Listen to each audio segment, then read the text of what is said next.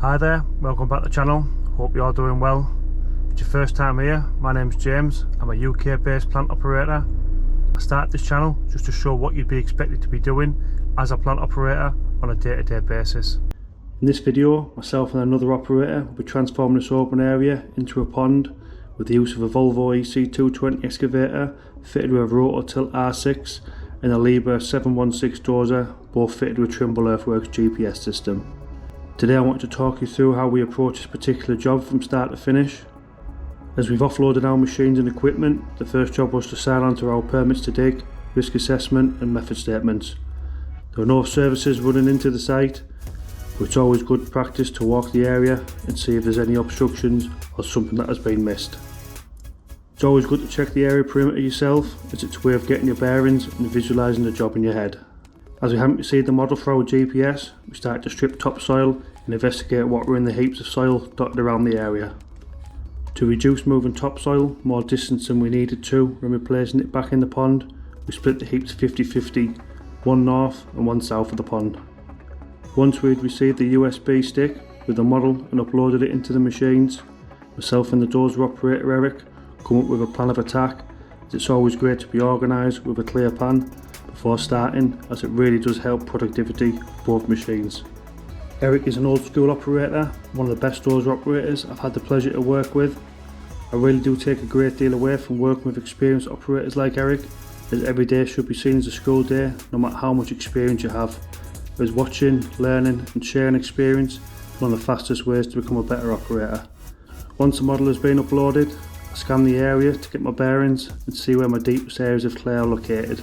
This is an important and productive way to generate clay from the deepest areas to build up other areas which are in need of material. The dozer is a great machine that can push the excess clay, build and shape up areas to the north as they work together, moving out away from the south end. These build up areas will be compacted in layers with the use of the dozer and roller. The dozer will leave some excess on top of formation, as they can cut the narrow shells and batters easily with the use of the Rototilt. I've done a lot of ponds without the Rototilt, but since running one, it saves me so much time, effort, fuel, wear and tear on the machine. Combine this with a Trimble GPS system and you really can just crack on all day, knowing that the job doesn't need to be checked for levels by an engineer or ground worker. There will be some freehand landscaping to do where the top edge of the pond finishes as it continues into the perimeter boundary.